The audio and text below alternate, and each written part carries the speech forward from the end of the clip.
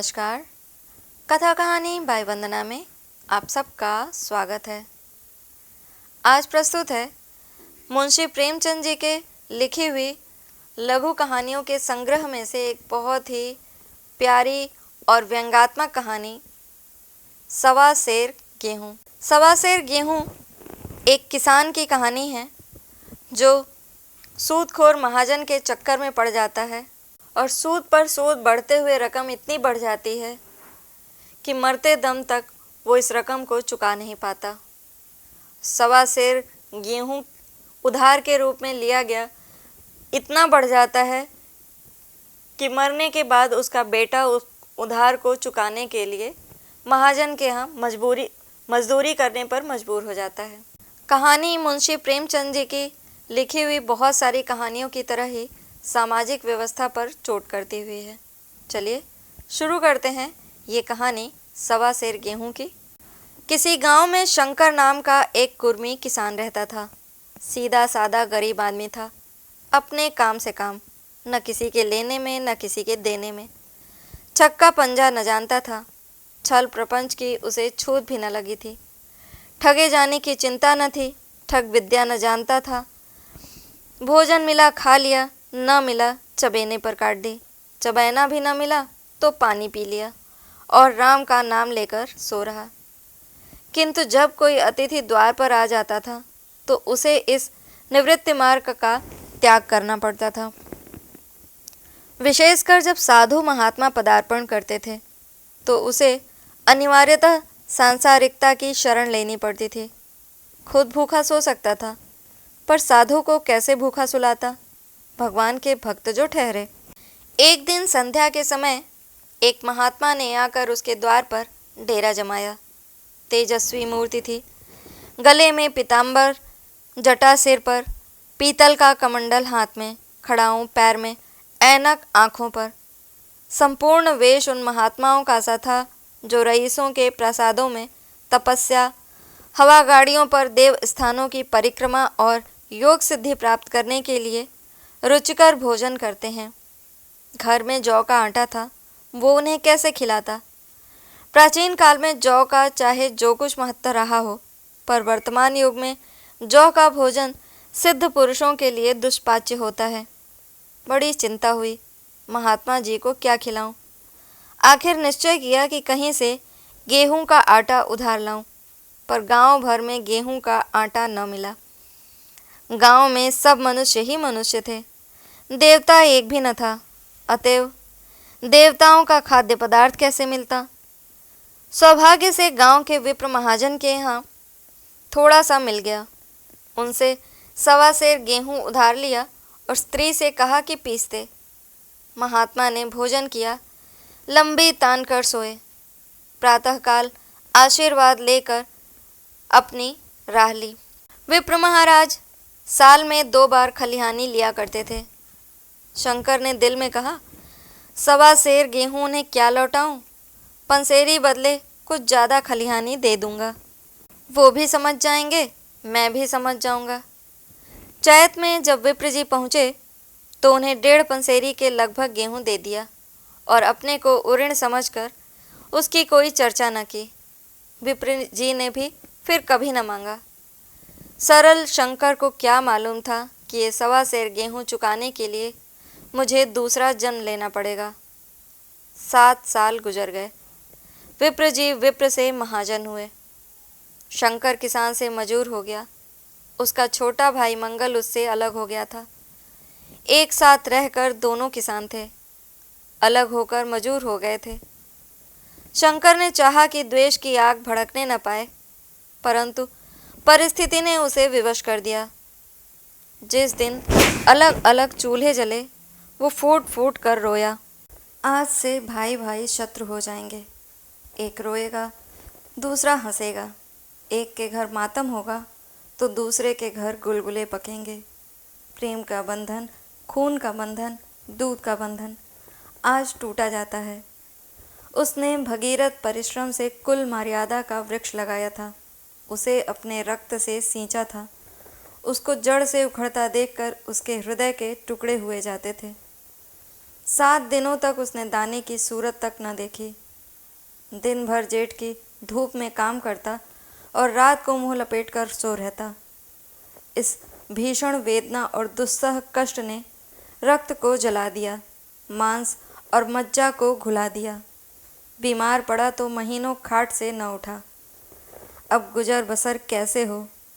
5 बीघे के आधे रह गए, एक बैल गया, खेती क्या खाक होती। अंत को यहाँ तक नौबत पहुँची कि खेती केवल मर्यादा रक्षा का साधन मात्र रह गई। जीविका का भार मजूरी पर आ पड़ा। 7 वर्ष बीत गए। एक दिन शंकर मजूरी करके लौटा तो राह में विप्र जी ने टोक कर कहा, शंकर, कल आकर के अपने बीज बेंग का हिसाब कर ले। तेरे यहाँ 5.5 मन गेहूँ कब के बाकी पड़े हुए हैं और तू देने का नाम नहीं लेता। हजम करने का मन है क्या? शंकर ने चकित होकर कहा, मैंने तुमसे कब गेहूँ लिए थे जो 5.5 मन हो गए? तुम भूलते हो, मेरे यहाँ किसी का छटाक भर न अनाज है, न 1 पैसा उधार। विप्र, इसी नीयत का तो ये फल भोग रहे हो कि खाने को नहीं जुड़ता। ये कहकर विप्र जी ने उस 1.25 सेर गेहूँ का जिक्र किया जो आज के 7 वर्ष पहले शंकर को दिए थे। शंकर सुनकर अवाक रह गया। ईश्वर, मैंने इन्हें कितनी बार खलिहानी दी, इन्होंने मेरा कौन सा काम किया? जब पोथी पत्रा देखने, साइज सगुन विचारने द्वार पर आते थे, कुछ न कुछ दक्षिणा ले ही जाते थे। इतना स्वार्थ! 1.25 सेर अनाज को अंडे की भांति सेकर आज ये पिशाच खड़ा कर दिया जो मुझे निगल जाएगा। इतने दिनों में एक बार भी कह देते तो मैं गेहूँ तौल कर दे देता। क्या इसी नीयत से चुप साधे बैठे रहे? बोला, महाराज, नाम लेकर तो मैंने आज उतना अनाज नहीं दिया, पर कई बार खलिहानों में सेर 2-2 सेर दिया है। अब आप आज 5.5 मन मांगते हैं, मैं कहाँ से दूंगा? विप्र, लेखा जो बख्शीश 100-100। तुमने जो कुछ दिया होगा उसका कोई हिसाब नहीं। चाहे 1 की जगह 4 पसेरी दे दो। तुम्हारे नाम बही में 5.5 मन लिखा हुआ है, जिससे चाहे हिसाब लगवा लो। दे दो तो तुम्हारा नाम छेंक दूँ, नहीं तो और भी बढ़ता रहेगा। शंकर, पांडे, क्यों एक गरीब को सताते हो? मेरे खाने का ठिकाना नहीं, इतना गेहूँ किसके घर से लाऊंगा? विप्र, जिसके घर से चाहो लाओ, मैं छटाक भर भी न छोड़ूंगा। यहाँ न दोगे, भगवान के घर तो दोगे। शंकर कांप उठा।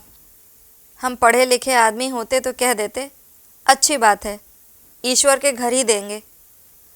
वहाँ की 3 तौल यहाँ से कुछ बड़ी तो न होगी। कम से कम इसका कोई प्रमाण हमारे पास नहीं, फिर उसकी क्या चिंता। किंतु शंकर इतना तार्किक, इतना व्यवहार चतुर न था। एक तो ऋण, वो भी ब्राह्मण का। बही में नाम रह गया तो सीधे नरक में जाऊंगा, इस ख्याल से ही उसे रोमांच हो गया।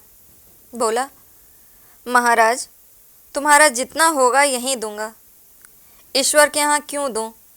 इस जन्म में तो ठोकर खा ही रहा हूँ, उस जन्म के लिए क्यों कांटे बोऊं? मगर ये कोई न्याय नहीं है। तुमने राई का पर्वत बना दिया। ब्राह्मण होके तुम्हें ऐसा नहीं करना चाहिए था। उसी घड़ी तगादा करके लिया होता तो आज मेरे सिर पर इतना बड़ा बोझ क्यों पड़ता? मैं तो दे दूंगा, लेकिन तुम्हें भगवान के यहाँ जवाब देना पड़ेगा। विप्र, वहाँ का डर तुम्हें होगा, मुझे क्यों होने लगा? वहाँ तो सब अपने ही भाई बंधु हैं। ऋषि मुनि सब तो ब्राह्मण ही हैं, देवता ब्राह्मण हैं। जो कुछ बने बिगड़ेगी संभाल लेंगे। तो कब देते हो? शंकर, मेरे पास रखा तो है नहीं, किसी से मांग जांग कर लाऊंगा तभी न दूंगा। विप्र, मैं ये न मानूंगा। 7 साल हो गए, अब एक दिन का भी मुलाहिजा न करूंगा। गेहूं नहीं दे सकते तो दस्तावेज लिख दो। शंकर, मुझे तो देना है, चाहे गेहूं लो चाहे दस्तावेज लिखाओ, किस हिसाब से दाम रखोगे? विप्र, बाजार भाव 5 सेर का है, तुम्हें 5.25 सेर का काट दूंगा। शंकर, जब दे ही रहा हूं तो बाजार भाव काटूंगा, पाव भर छुड़ाकर क्यों दोषी बनूं? हिसाब लगाया तो गेहूं के दाम 60 रुपए हुए, 60 का दस्तावेज लिखा गया, 3 सैकड़े सूद, साल भर में न देने पर सूद की दर 2.5 रुपए सैकड़े, 8 आने का स्टाम्प, 4 आने दस्तावेज की तहरीर शंकर को ऊपर से देनी पड़ी। गांव भर ने विप्र जी की निंदा की, लेकिन मुंह पर नहीं। महाजन से सभी का काम पड़ता है, उसके मुंह कौन आए? शंकर ने साल भर तक कठिन तपस्या की। मियाद के पहले रुपए अदा करने का उसने व्रत सा कर लिया। दोपहर को पहले भी चूल्हा न जलता था, चबैने पर बसर होती थी, अब वो भी बंद हुआ। केवल लड़के के लिए रात को रोटियां रख दी जाती। पैसे रोज का तंबाकू पी जाता था। यही एक व्यसन था जिसका वह कभी न त्याग कर सका था। अब वह व्यसन भी इस कठिन व्रत की भेंट हो गया। उसने चिलम पटक दी, हुक्का तोड़ दिया और तंबाकू की हांडी चूर चूर कर डाली। कपड़े पहले भी त्याग की चरम सीमा तक पहुंच चुके थे, अब वह प्रकृति की न्यूनतम रेखाओं में आबद्ध हो गए। शिशिर की अस्थि वेधक शीत को उसने आग तपाकर काट दिया। इस ध्रुव संकल्प का फल आशा से बढ़कर निकला। साल के अंत में उसके पास 60 रुपए जमा हो गए। उसने समझा पंडित जी को इतने रुपए दे दूंगा और कहूँगा, महाराज बाकी रुपए भी जल्द ही आपके सामने हाजिर करूँगा। 15 रुपए की तो और बात है, क्या पंडित जी इतना भी न मानेंगे? उसने रुपए लिए और ले जाकर पंडित जी के चरण कमलों पर अर्पण कर दिए। पंडित जी ने विस्मित होकर पूछा, किसी से उधार लिए क्या? शंकर, नहीं महाराज, आपके आशीष से आपकी मजूरी अच्छी मिली। विप्र, लेकिन ये तो 60 रुपए ही हैं। शंकर, हाँ महाराज, इतने अभी ले लीजिए, बाकी मैं 2-3 महीने में दे दूंगा। मुझे उरीन कर दीजिए। विप्र, उरीन तो जब ही होंगे जबकि मेरी कौड़ी कौड़ी चुका दोगे। जाकर मेरे 15 रुपए और लाओ। शंकर, महाराज इतनी दया करो, अब सांझ की रोटियों का भी ठिकाना नहीं है। गांव में हूँ तो कभी न कभी दे ही दूंगा। विप्र, मैं ये रोग नहीं पालता, न बहुत बातें करना जानता हूँ। अगर मेरे पूरे रुपए न मिलेंगे तो आज से 3 रुपए सैकड़े का ब्याज लगेगा। अपने रुपए चाहे अपने घर में रखो, चाहे मेरे यहाँ छोड़ जाओ। शंकर, अच्छा, जितना लाया हूँ उतना रख लीजिए। मैं जाता हूँ, कहीं से 15 रुपए और लाने की फिक्र करता हूँ। शंकर ने सारा गांव छान मारा, मगर किसी ने रुपए न दिए। इसलिए नहीं कि उसका विश्वास न था या किसी के पास रुपए न थे, बल्कि इसलिए कि पंडित जी के शिकार को छेड़ने की किसी की हिम्मत न थी।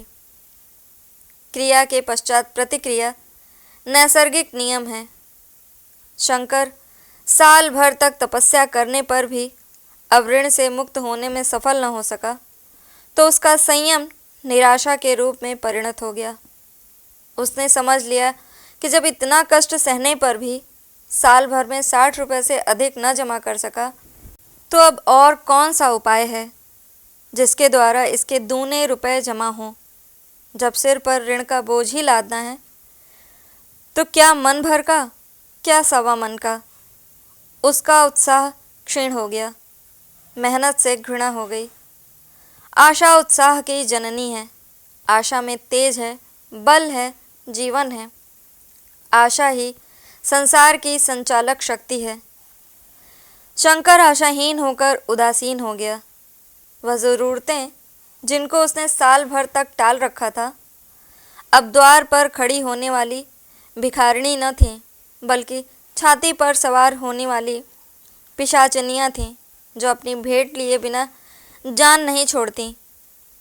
कपड़ों में चकतियों के लगने पर भी एक सीमा होती है। अब शंकर को चिट्ठा मिलता तो वह रुपए जमा न करता। कभी कपड़े लाता, कभी खाने की कोई वस्तु। जहाँ पहले तम्बाकू ही पिया करता था, वहाँ अब गांजे और चरस का चस्का भी लगा।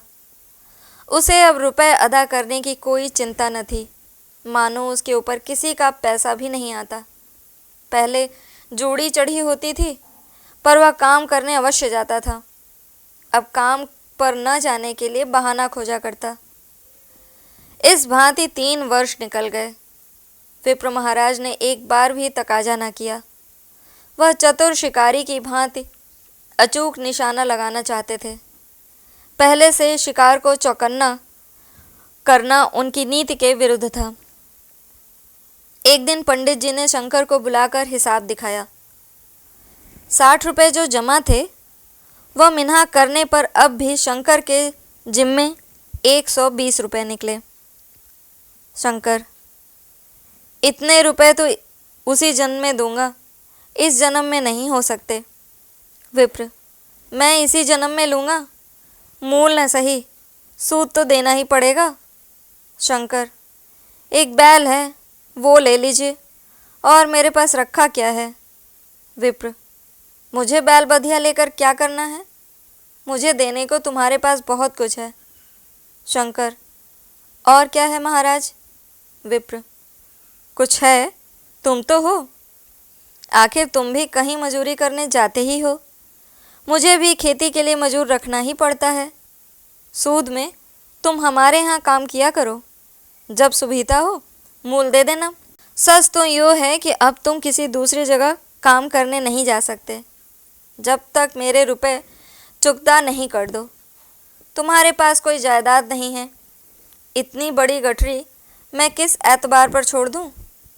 कौन उसका जिम्मा लेगा कि तुम मुझे महीने महीने सूद देते जाओगे, और कहीं कमा कर जब तुम मुझे सूद भी नहीं दे सकते तो मूल की कौन कहे। शंकर: महाराज, सूद में तो काम करूँगा और खाऊंगा क्या। विप्र: तुम्हारी घरवाली है, लड़के हैं, क्या वे हाथ पांव कटा के बैठेंगे। रहा मैं, तुम्हें आज सैर जो रोज कलेवा के लिए दे दिया करूँगा। ओढ़ने को साल में एक कंबल पा जाओगे, एक मिर्जई भी बनवा दिया करूँगा, और क्या चाहिए। ये सच है कि और लोग तुम्हें 6 आने देते हैं, लेकिन मुझे ऐसी गरज नहीं है। मैं तो तुम्हें रुपए भरने के लिए रखता हूँ। शंकर के कुछ दिन तक गहरी चिंता में पड़े रहने के बाद कहा, महाराज, ये तो जन्म भर की गुलामी हुई। विप्र: गुलामी समझो चाहे मजूरी समझो, मैं अपने रुपए भराए बिना तुमको कभी ना छोड़ूंगा। तुम भागोगे तो तुम्हारा लड़का भरेगा। हाँ, जब कोई न रहेगा तब की बात दूसरी है। इस निर्णय की कहीं अपील न थी। मजूर की जमानत कौन करता, कहीं शरण न थी, भागकर कहाँ जाता। दूसरे दिन से उसने विप्र जी के यहाँ काम करना शुरू कर दिया। 1.25 सेर गेहूं की बदौलत उम्र भर के लिए गुलामी की बेड़ी पैरों में डालनी पड़ी। उस अभागे को अब अगर किसी विचार से संतोष होता था तो ये था कि वह मेरे पूर्व जन्म का संस्कार है। स्त्री को वे काम करने पड़ते थे जो उसने कभी न किए थे।